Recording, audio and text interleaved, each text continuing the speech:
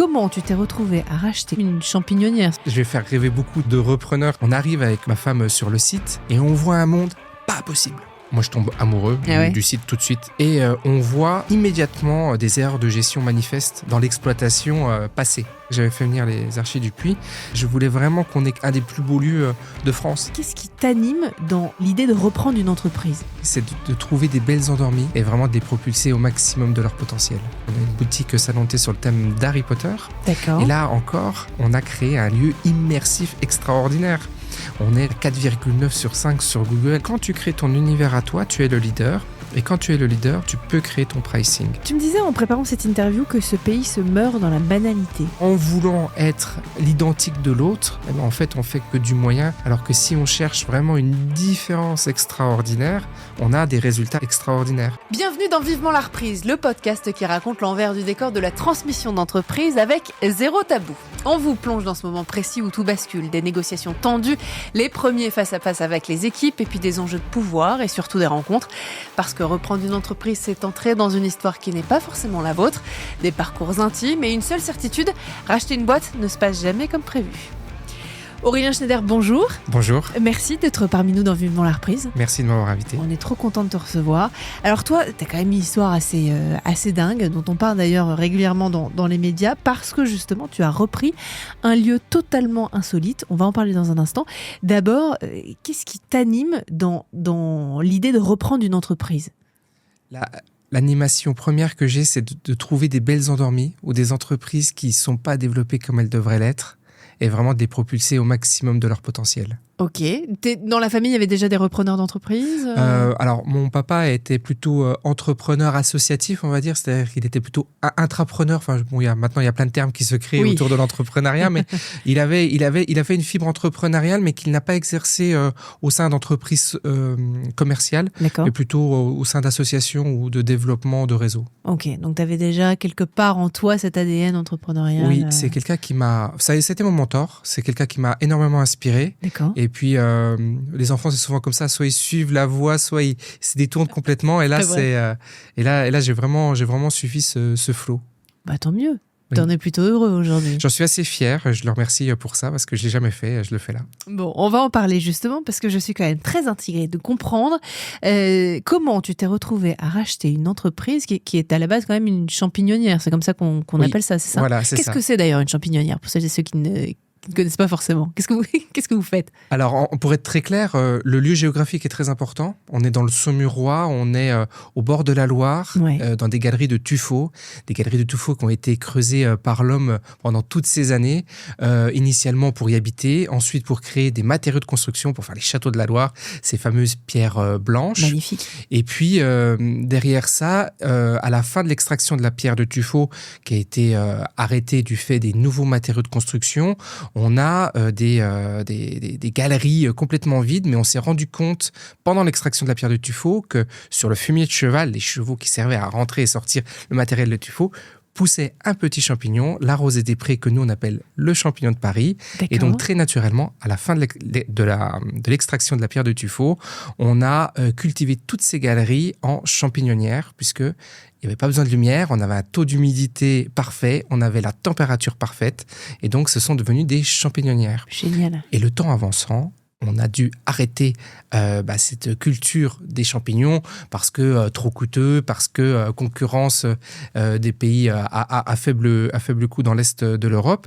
Et donc, du coup, naturellement, ces galeries ont été abandonnées, mais l'implantation géographique du site que je détiens aujourd'hui fait que le tourisme a pris le relais. Et les gens étaient intéressés de venir voir la culture des champignons. Alors au début, ça se faisait avec la lampe torche sur le front. Et puis après, assez naturellement, c'est devenu un site touristique qui accueille des visiteurs, un restaurant pour goûter des champignons de la cave. Et le site a avancé comme ça. C'est génial. Donc aujourd'hui, vous êtes un lieu touristique. Aujourd'hui, c'est un site touristique, oui. Et ça porte un nom, ce lieu, maintenant ? Alors c'est le Soulou. C'est une champignonnière, le Soulou. D'accord. Sachant que je crois que tu n'en es pas à ton premier essai, parce qu'aujourd'hui, tu es donc à la tête de cette champignon-nière, mais avant, je crois que tu as repris un camping, c'est ça? Voilà, donc en fait, comme je te l'ai dit, mon papa a été un peu précurseur et il avait des activités associatives. Quand j'ai fini mes études, assez naturellement, on s'est posé la question de reprendre l'activité dans laquelle il était. C'était des villages vacances, en fait. D'accord. Et comme beaucoup de villages vacances en France, ils étaient vieillissants, on avait besoin de les rénover. Et donc, on avait porté un projet de rénovation de ces établissements-là. Donc, j'ai intégré en tant que salarié, en fait, cette structure-là. Et en intégrant en tant que salarié cette structure-là, j'ai détecté, senti plusieurs opportunités qui gravitaient autour de cette activité principale. D'accord. Donc, j'ai été amené à formuler des premières offres de reprise, mais il faut bien imaginer qu'à l'époque, il n'y avait pas YouTube, il n'y avait pas toute cette effervescence autour de la reprise comme on peut l'avoir aujourd'hui. Bien sûr. Donc, c'est des choses qui se faisaient assez naturellement. Tu croisais le voisin, tu dis, tu ne vends pas ton local, tu ne vends pas ton activité, et on discutait comme ça. Génial. Et donc, les activités ont avancé comme ça. Et effectivement, dans le périmètre de ce village vacances, il y avait un camping qui était détenu par une association, elle aussi, une association de colonies de vacances. D'accord. La fin des colonies de vacances, voilà, on est beaucoup dans l'histoire aujourd'hui, mais la fin des colonies de vacances arrivait dans ces années-là. Et donc, il y avait besoin de faire pivoter cette activité pour la transformer en ce qu'on appelle en glamping. Voilà, c'est-à-dire ces campings, mais qui sont pas vraiment du camping, qui sont plutôt des lodges, on dort sous tente, mais on est quand même dans des conditions de confort assez agréables, avec des vrais sanitaires, avec des vraies douches, et puis des vrais lits. Voilà, du camping sympa, quoi. Voilà, c'est ce qu'on appelait, c'était très à la mode à l'époque, le glamping. Et donc, on a fait ce pivot, donc on parlait beaucoup de pivot, et donc faire ce pivot de la colonie de vacances qui vraiment était très difficile, à marcher de plus en plus difficile, au glamping qui était vraiment à l'époque un essor extraordinaire. Donc, on a repris cette activité-là, oui. Et ça, c'était en quelle année ? Là, on parle de 2012. Sachant que la champignon-nière, c'est il y a quelques 2016. années 2016, ça fait 10 ans quand même, oui. Malgré tout. Quand tu reprends cette champignon-nière, c'est quoi le contexte de cette entreprise ? Oui, c'est quand même une entreprise. Alors, comment tu l'as dénichée ? Je vais faire rêver beaucoup de repreneurs s'ils nous écoutent, mais à l'époque, il y a un site qui existait déjà qui s'appelait Fusac, pour pas le nommer.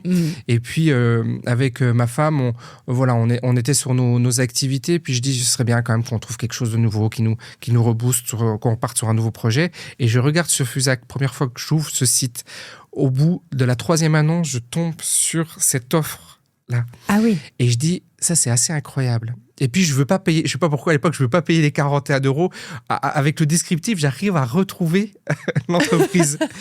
Je prends mon téléphone et j'appelle à l'accueil en disant je voudrais parler au gérant, lui parler de son entreprise. Bon, je suis un peu flou, je suis pas très clair dans mes propos. Le gérant m'appelle un peu fâché en me disant qu'est-ce que c'est que cette histoire ? Je mets sur des sites, c'est pas pour qu'on m'appelle, etc. Oh là là. Oh là là, vous savez, j'ai rien dit.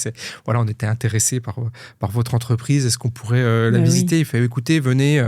Là, il y a des ponts. On était sur un pont de mai. Venez pendant le pont de mai. On arrive avec ma femme sur le site et on voit un monde pas possible.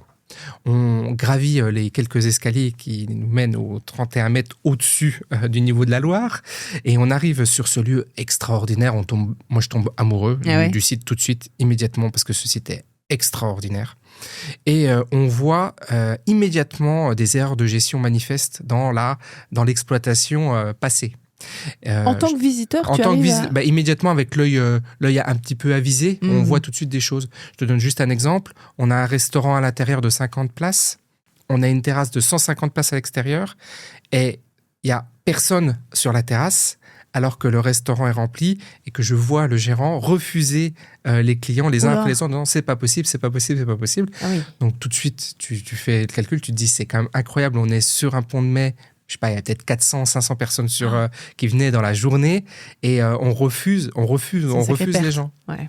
On rentre, on fait la visite, puisque maintenant c'est un parcours de visite qui montre l'exploitation de la champignonnière à l'époque et à aujourd'hui, donc il y a un parcours de muséographique.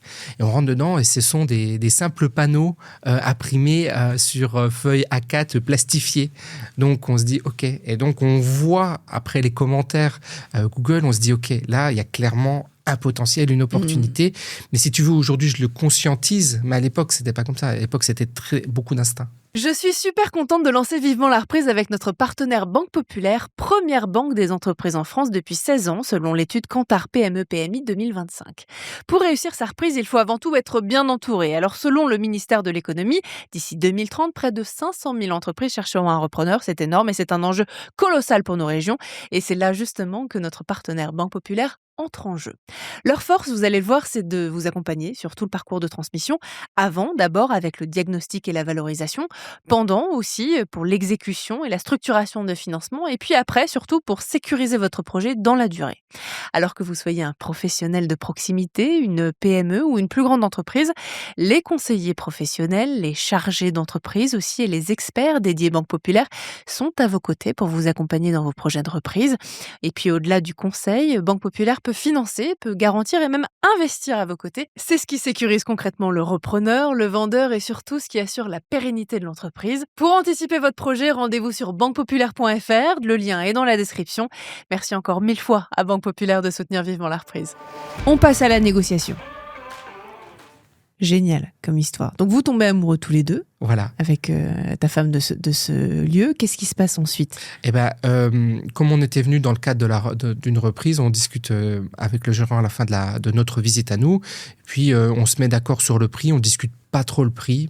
Et il nous dit quelque chose qui va encore faire rêver beaucoup de gens qui veulent prendre des entreprises aujourd'hui. Mais c'est important d'y tirer les choses parce qu'il y a un delta entre maintenant et avant. Il me dit, vous êtes la 3e ou 4e personne qui vient nous voir et puis ça s'est pas fait, voilà.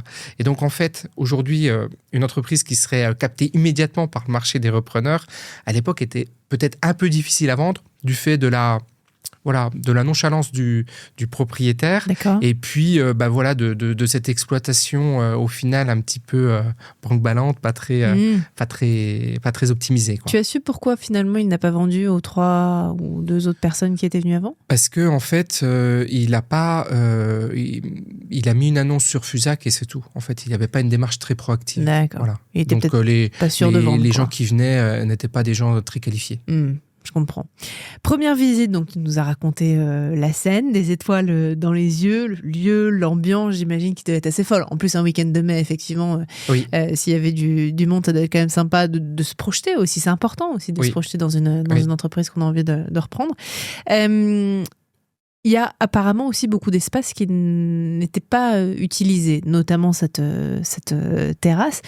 Qu'est-ce qui te fait penser vraiment qu'il y a de l'argent qui dort dans cette entreprise et que le potentiel est encore plus grand? Vraiment, je ne raisonne pas par l'argent, même si c'est pas quelque chose dont je me cache de vouloir gagner de l'argent, c'est pas ça, mais j'ai vraiment un raisonnement de passionné et des yeux qui brillent de l'enfant, en fait, de se dire comment je peux rendre ce lieu extraordinaire. Ouais. On a 3 km de galerie, il y a 500 mètres qui sont utilisés et c'est largement suffisant pour le musée. Aujourd'hui, on rentre, on voit que les gens sont pas satisfaits, on a des notes Google qui sont très basses alors qu'il y a un potentiel de dingue. On arrive, le lieu est extraordinaire, on rentre dans des galeries qui ont été creusées par l'homme depuis tant de siècles et on n'arrive pas à valoriser ça, c'est pas possible. Et donc, nous, on a cet œil de se dire comment on va faire pour qu'on ait un effet waouh et de l'expérience extraordinaire, ce que j'appelle aujourd'hui de l'expérience d'exception, en parcourant ce site. Et en fait, on raisonne comme ça. Tu reprends un peu les codes, tu te projettes par exemple comme dans un parc d'attractions, le Puy du Fou, etc. pour créer une vraie expérience en fait. Oui, et alors merci de parler du Puy du Fou puisque par mon activité passée que j'ai exposée tout à l'heure, les villages vacances, j'ai beaucoup travaillé avec le Puy du Fou puisque j'avais pris les mêmes architectes que le Puy du Fou, donc j'étais très en interaction avec les dirigeants, avec Laurent Albert que je salue et que je remercie beaucoup pour tout ce qu'il m'a appris également sur le développement d'une activité et comment on pouvait propulser une culture d'entreprise et de faire aujourd'hui c'est le premier parc au monde en termes de qualité de ressenti, c'est vraiment un lieu extraordinaire et c'est vrai que j'ai raisonné comme ça et d'ailleurs j'ai beaucoup échangé avec eux pour se dire comment on pourrait faire pour avancer, pour repenser penser l'ensemble. On a dit donc que le vendeur, en fait, il voulait peut-être pas forcément vendre. S'il a dit non ou s'il a pas vraiment... Il était vendeur, proactif. mais on n'aurait pas été dans une négociation sur le prix, par exemple. Si on avait discuté le prix, il aurait dit refusé. non. Voilà. Ah oui, d'accord. Ouais. Pourquoi il t'a fait confiance à toi ? Parce que tu n'as justement pas négocié le prix ? Je pense que tout ça est très instinctif. Merci pour ces podcasts parce qu'aujourd'hui, on tente de formaliser des choses qui sont, encore une fois, instinctives. Quand j'échange avec lui, je crois qu'il y a un lien de confiance qui se crée parce que on est deux jeunes, on a une expérience professionnelle quand même assez avancée et on arrive à échanger et à tisser ce lien qui fait qu'il comprend là où on va. C'est-à-dire que la personne qui était avant nous, elle dit « Oh ben moi je vais lancer des frites, je vais faire une sorte de snack, des hot dogs, etc. » Chose qui ne va pas du tout avec le site puisqu'on est sur une champignonnière. On fait goûter des champignons et on parle de mettre des frites et du coca. Il y a quelque chose qui ne matche pas. Oui. Et en fait, pour lui c'était moins vrai, mais ça a été plus vrai avec d'autres vendeurs. Il y a toujours besoin de quand même reconnaître à la fois le travail qui est fait, pour nous, en l'espèce, le lieu dans lequel on est et pourquoi on veut avancer, on veut faire les choses, et avec une discussion qui doit être assez franche. Allez, on passe au jour d'après. Le jour de la reprise arrive, malgré tout, donc vous faites confiance, vous vous tapez dans la main. Comment ça se passe le premier jour, quand tu as les clés, ça y est, avec ta femme, et tu te dis, ça y est, c'est à nous, qu'est-ce que tu fais, comment tu te sens ? Eh bien, écoute, je vais te raconter une histoire que peu de personnes pourraient croire. Mais le premier jour on va dire dans les 15 premiers jours, on prend les clés, effectivement. On fait ça au 1er janvier pour être fiscalement clean. Et puis, comme nous, on est en saison et que c'est fermé, ça va très bien. On prend le site, on vient, on commence à faire les mesures, les cotes, les travaux. On veut refaire la cuisine parce que je te raconte pas tout ce qu'on a pu découvrir, évidemment, quand tu reprends l'entreprise. Donc, il y a eu besoin de faire un certain nombre de travaux. Et puis, chose que je ne fais jamais. En 10 ans, j'ai dû répondre 4 fois au téléphone sur site. Et je réponds au téléphone. Le téléphone sonne, ça n'arrêtait pas de sonner. Et je décroche et j'ai le Tour de France au téléphone qui me dit on passe dans la région. Et avant le Tour de France, on a Village Étape, qui est l'émission regardée. Bien sûr. On aura Gérard Depardieu qui sera présent. On aura tout un tas les Bodins, etc. Et on aimerait que vous soyez le fil rouge tout le long et de faire cuire des champignons. Parce que ce que je ne t'ai pas dit encore, c'est que les champignons que l'on fait au sein de notre restaurant sont des champignons farcis qui s'appellent des galipettes. Voilà, la galipette, pourquoi ? Parce que le champignon qu'on laissait pousser sur la motte de terre, le chapeau devenait tellement gros qu'il tombait et il roulait sur lui-même, il faisait une galipette. Et donc on appelle ça la galipette. Et donc c'est un champignon farci avec quoi ? De la viande hachée ? On peut faire plein de choses dedans. On peut mettre du fromage de chèvre, on peut mettre de l'andouillette, on peut mettre tout un tas de... Très dangereux, messieurs, dames. Saumon, très dangereux. Et donc quand ces champignons farcis, attirent beaucoup l'œil. C'est vraiment un caractère remarquable du site. Et vous serez le fil rouge. Et donc je fais... alors finalement, Gérard Depardieu n'a pas pu venir, mais je fais quand même Village Départ avec Ferrou, je ne sais plus comment il s'appelle, le présentateur, Cyril Ferrou, etc. Et donc, il y avait vraiment beaucoup de monde sur cet événement. Et pendant quasiment 1 heure, je cuisine juste avant une des émissions les plus regardées au monde. Et c'est toi qui à la casserole. Alors, tu imagines bien, moi... cuisinier n'ayant jamais cuisiné. On a la même tare, il n'y a pas de problème. J'ai mis la tenue, etc. Et donc, j'ai fait cette émission-là. Donc, ça s'est passé comme ça. Donc, tu vois, tout de suite, il y a eu une effervescence avec cet événement-là, qui est arrivé au final en juillet quand même. Mais bon, il a fallu préparer, etc.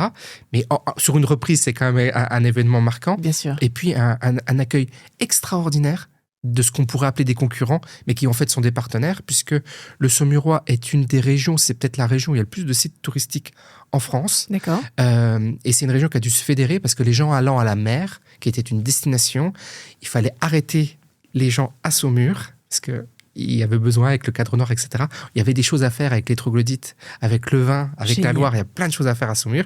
Et donc, les acteurs touristiques se sont fédérés. Et donc, ce qu'on pourrait appeler des concurrents ne sont pas, sont des partenaires. Et donc, tout de suite, j'ai reçu beaucoup de mails de gens qui me disaient bienvenue, il faut qu'on se rencontre, etc. J'ai vraiment eu vraiment un accueil, un accueil extraordinaire. Et puis, d'un point de vue plus opérationnel, On nous avait promis une personne en CDI qui devait vraiment nous seconder, qui est parti immédiatement quand il a appris que la session s'était faite.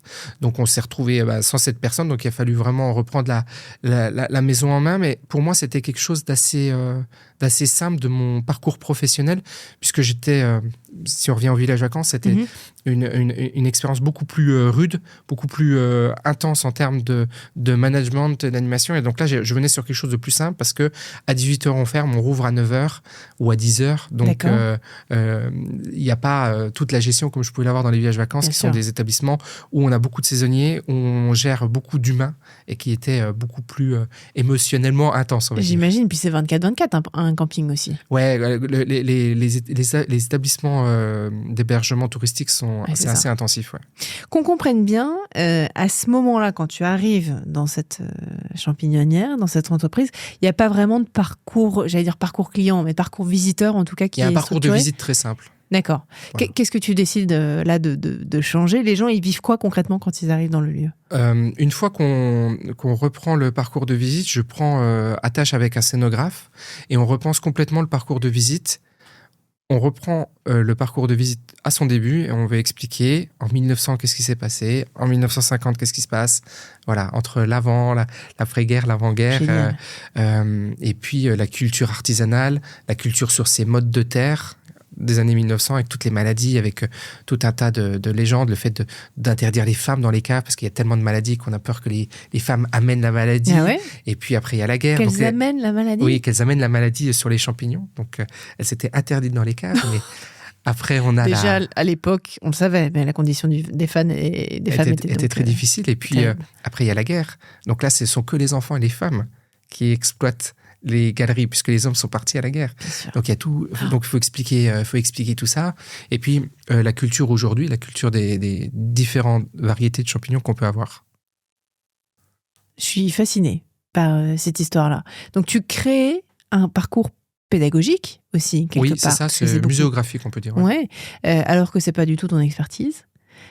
Non, mais c'est ma fibre, en tout cas. Est-ce qu'il y a une autre décision que tu prends ? Ouais, la première chose qu'on fait tout de suite, c'est qu'on rencontre la personne qui nous fait la commercialisation, puisque c'est une entreprise dédiée qui fait la commercialisation. On diffuse, à l'époque, on passe de 75 000 à 400 000 flyers. Et on diffuse, et c'est une décision importante.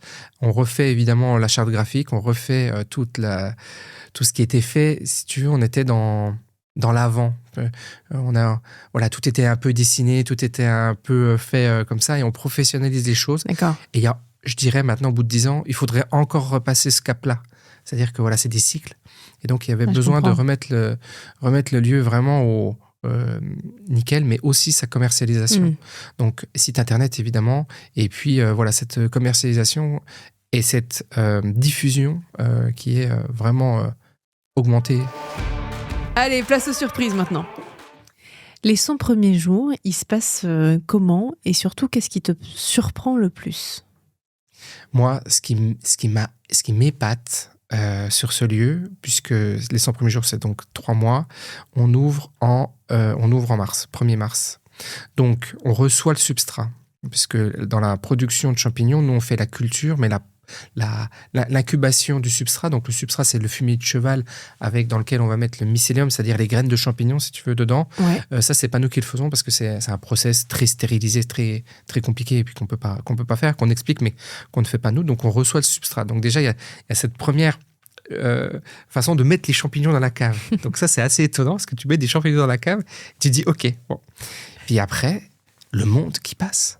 On est à Montsoreau, donc à côté de Saumur, dans un petit village, certes en bord de Loire, Loire à vélo, Château de la Loire, donc quand même magnifique. Un lieu de passage important avec tout ce qu'on peut avoir autour de nous, mais le monde, c'est un lieu étonné et surpris par le monde qui vient. Mais qui attire de fou.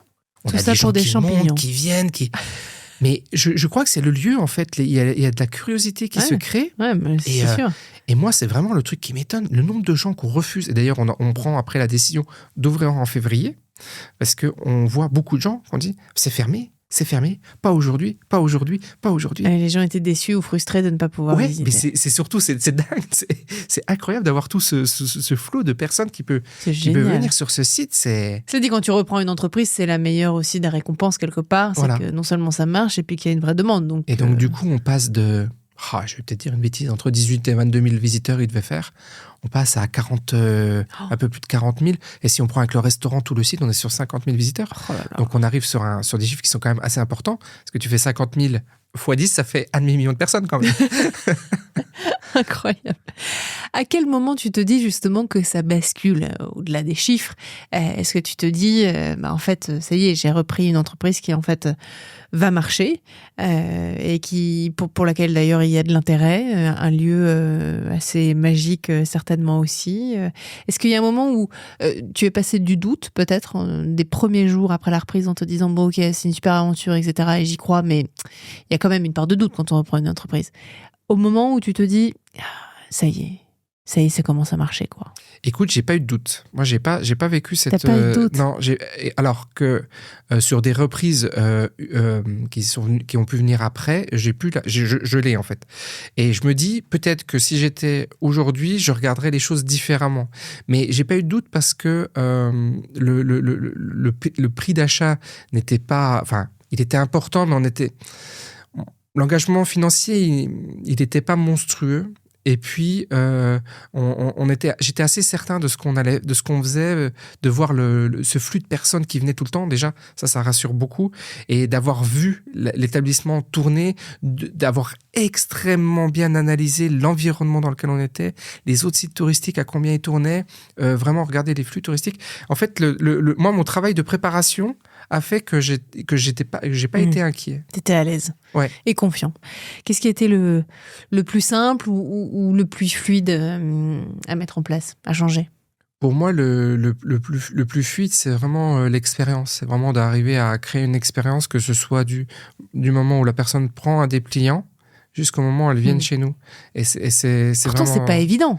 C'est pas évident, mais moi, c'est vraiment quelque chose qui m'anime depuis toujours, tout comme ça a été avec le village vacances. On n'a pas fini cette page-là, mais le village vacances, si tu veux, il y avait le village vacances et le camping, donc on a repris le camping, mais le village vacances, on n'a pas réussi à aller jusqu'au bout du projet, donc cet établissement a dû être fermé. D'accord. Mais comment j'avais pensé les choses, moi j'avais pensé, c'est pour ça que j'avais fait venir les archis du Puy, c'est parce que je voulais vraiment avoir un lieu d'expérience. Déjà, je pensais déjà ça à l'époque, tu vois, déjà en 2010, à l'époque, je voulais vraiment qu'on ait quelque chose d'immersif et d'avoir un des plus beaux lieux de France. Et on avait réussi ça d'ailleurs, sur le papier, etc. Ça s'est pas fait pour des raisons de désaccord avec le propriétaire in fine, mais comment on avait pensé les choses, on les avait pensées comme ça, on avait dessiné ça, on avait vraiment imaginé le lieu comme ça. Et moi, c'est toujours ça qui me guide, c'est vraiment l'expérience que tu peux vivre au travers des lieux que je peux posséder.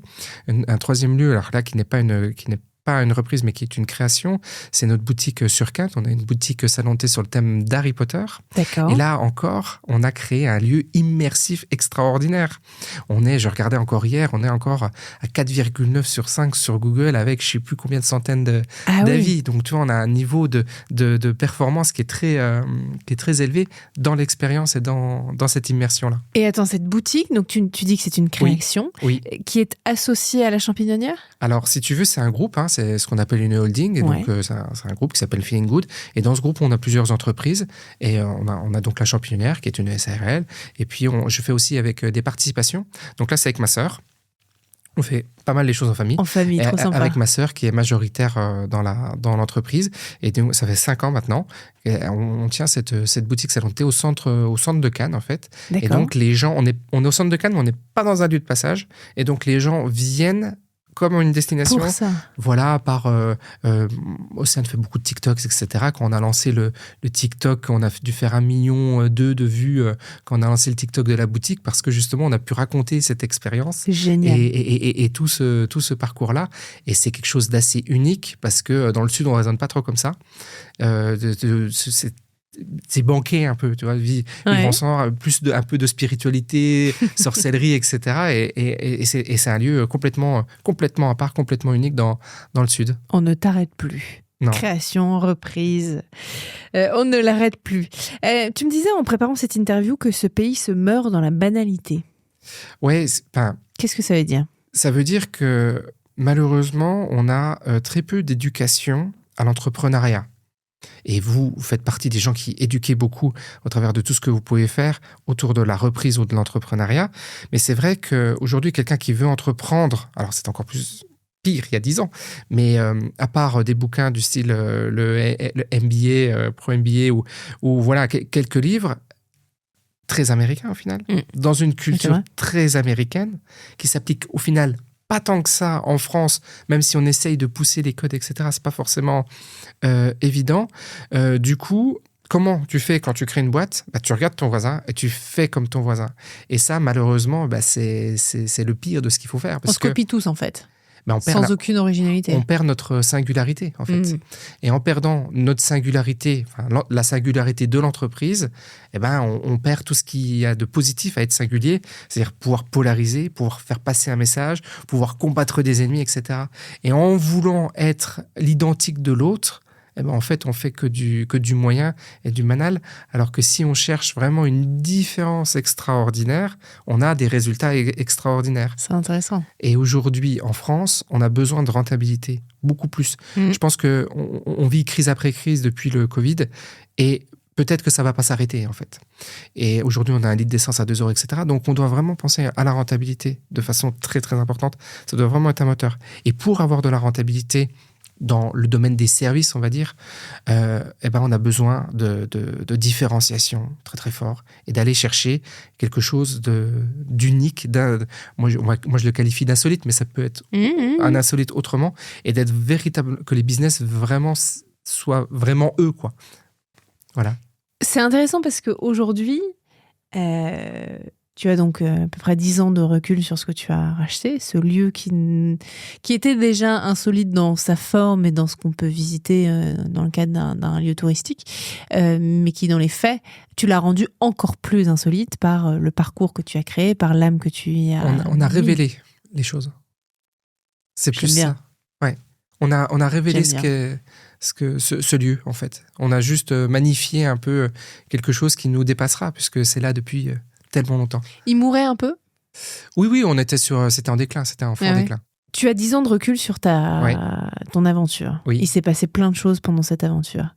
Entre ce que tu as acheté en 2016 et ce que tu as créé, est-ce que finalement c'est comparable ? Je pense que, in fine, le point le plus important, c'est vraiment le positionnement de l'entreprise et des entreprises. Comment on se positionne sur un marché. Parce que y a plein de théories, encore une fois, américaines, océan bleu, blablabli, blablabla. Mais ce qui fait le succès d'une boîte, c'est comment elle est positionnée sur son marché. C'est-à-dire que si tu peux avoir la meilleure excellence du monde, tu peux être le meilleur artisan au monde, c'est pas pour autant que tu auras ta rentabilité si tu n'as pas su positionner ton produit ou ton service, ton offre, par rapport à une demande de marché. Et ce qui est extraordinaire dans l'entrepreneuriat, comment je le conçois nous, c'est qu'on crée nos propres catégories. On est complètement inédit sur notre marché. C'est-à-dire que on va créer une offre de service. Voilà, les champignonnières du Soulou, c'est un truc. On a quelques concurrents dans la région, mais on va s'inclure tous ensemble, là, les 3-4 qu'on est, 4-5. On est une catégorie à part, c'est-à-dire que tu vas pas recréer ça.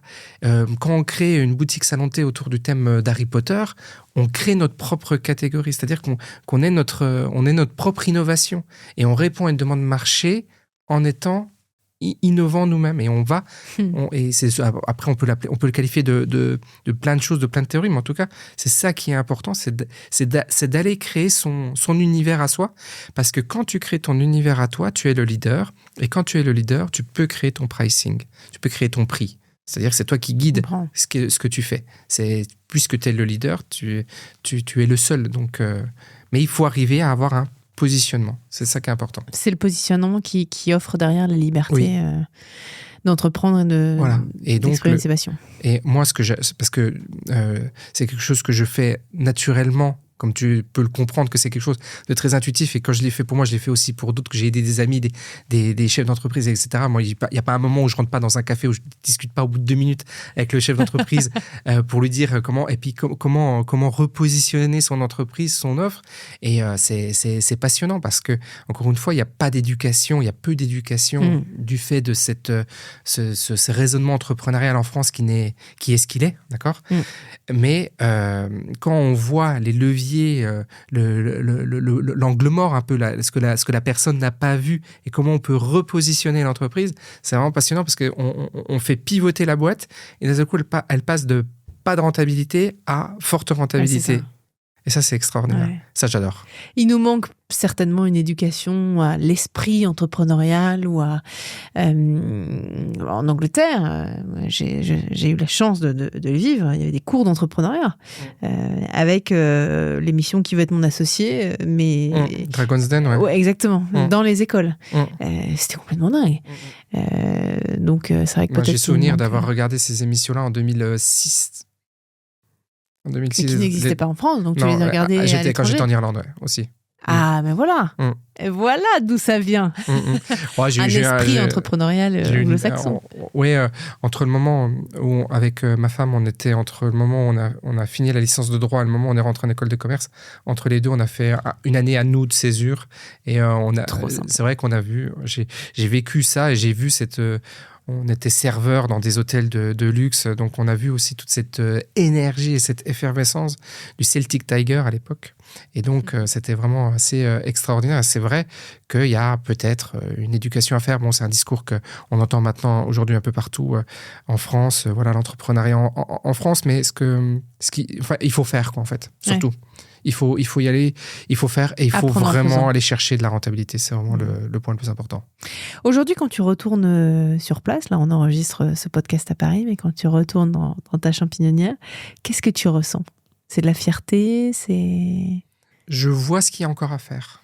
C'est-à-dire que je vois... Jamais, si tu veux, je suis très content du site, mais parce que depuis, on a racheté des caves qui étaient abandonnées à côté. Je voudrais qu'on en fasse des hébergements. Enfin, tu vois, je vois tout ce qu'il y a à faire et je vois à chaque fois, et ça, c'est vraiment un vrai problème, je vois à chaque fois le tracas administratif que ça va demander. C'est-à-dire qu'à chaque fois qu'on veut lancer un projet, là, je me heurte à pléthore. Et pour te dire les choses très franchement, je porte un projet depuis maintenant 3 ans avec 2 associés dans l'Est de la France où on veut faire des hébergements insolites en Alsace, dans un lieu extraordinaire. On est à flanc de collines, donc c'est vraiment très abrupt. Magnifique. Et on veut créer 20 hébergements insolites. Et donc, on est en pleine forêt.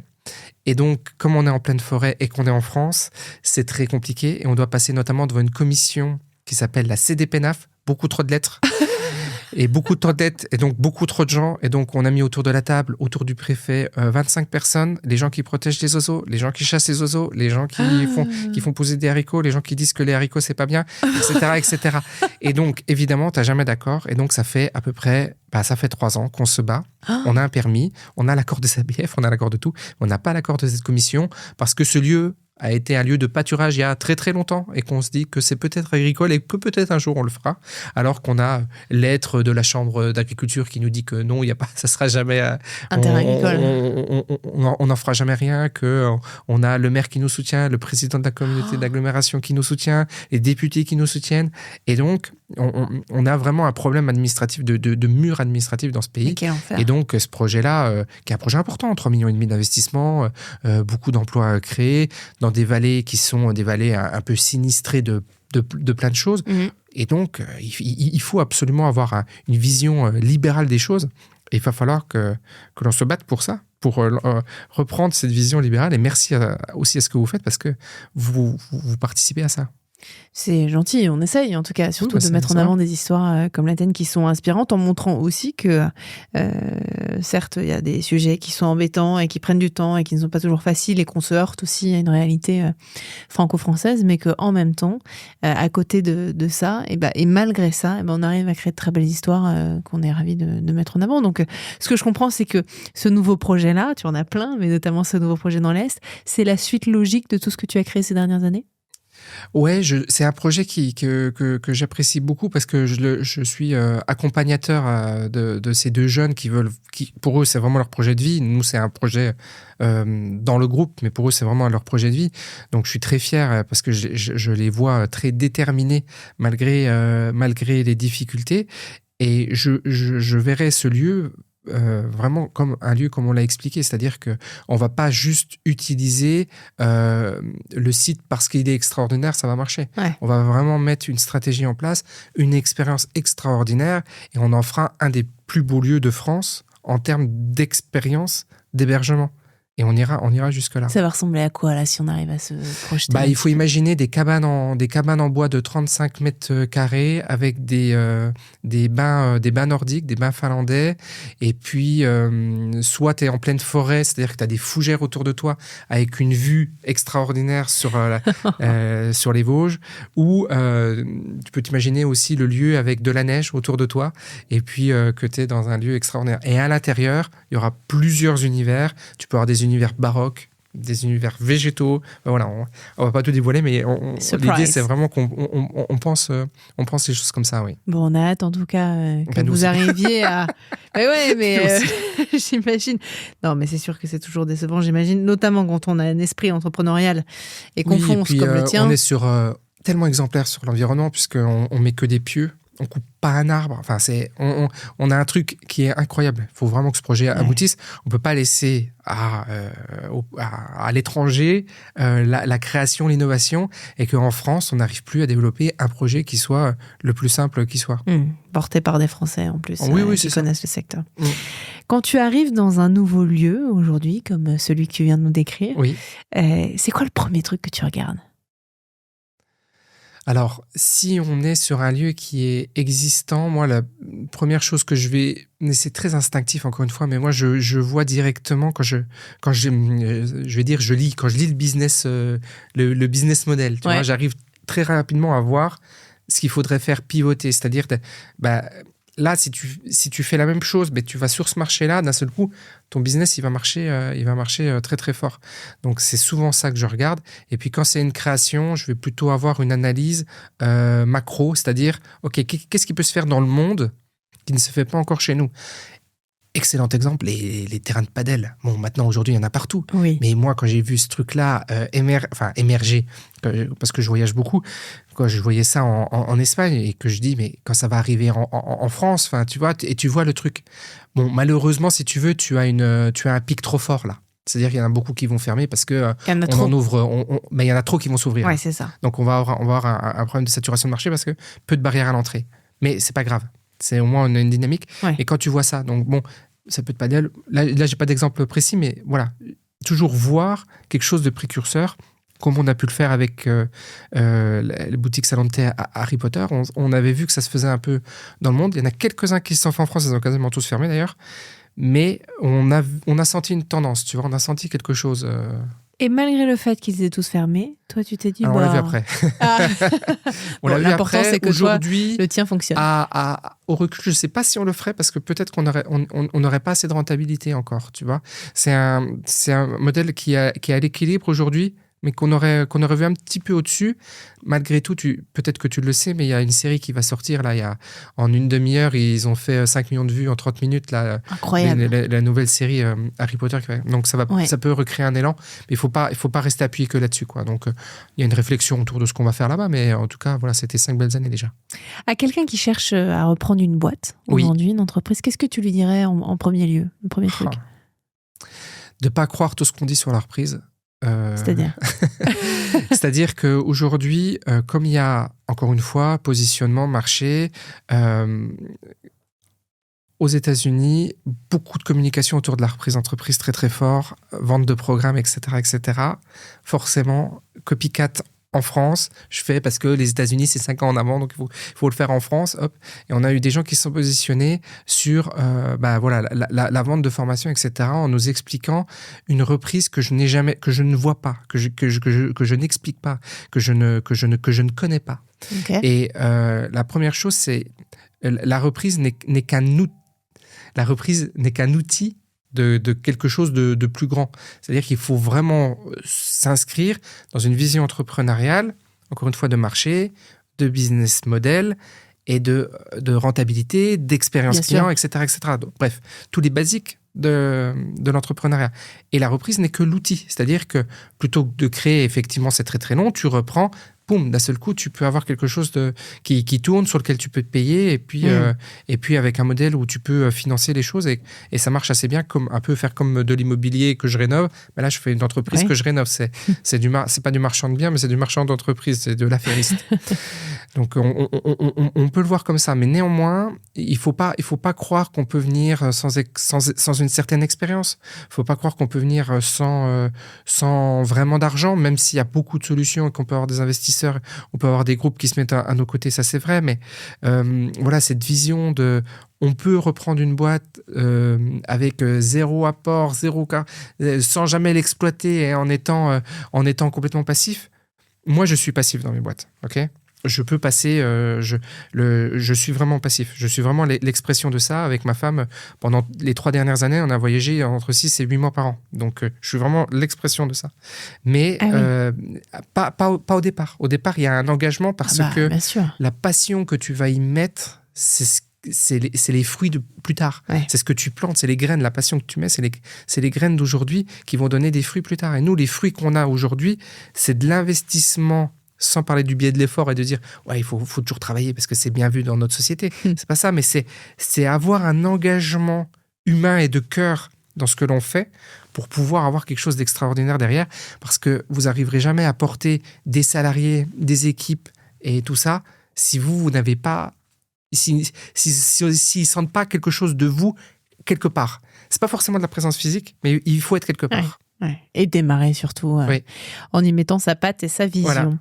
Voilà. Dernière question, cher Aurélien, si tu devais résumer ton métier en une phrase, est-ce que tu dirais que tu reprends des entreprises ou que tu révèles leur potentiel ? Je révèle leur potentiel à 1000%. J'avais pas trop de doute en te posant la question, mais au cas où Vraiment, à 1000%, c'est aujourd'hui ce que je fais, ce que j'adore faire, comment je communique aujourd'hui. Aujourd'hui, je mets beaucoup d'attention autour de ma communication, parce que je trouve que c'est quelque chose de très important. J'ai encore pas trouvé, je te cache pas, un modèle économique, mais j'adore tellement communiquer autour de ça.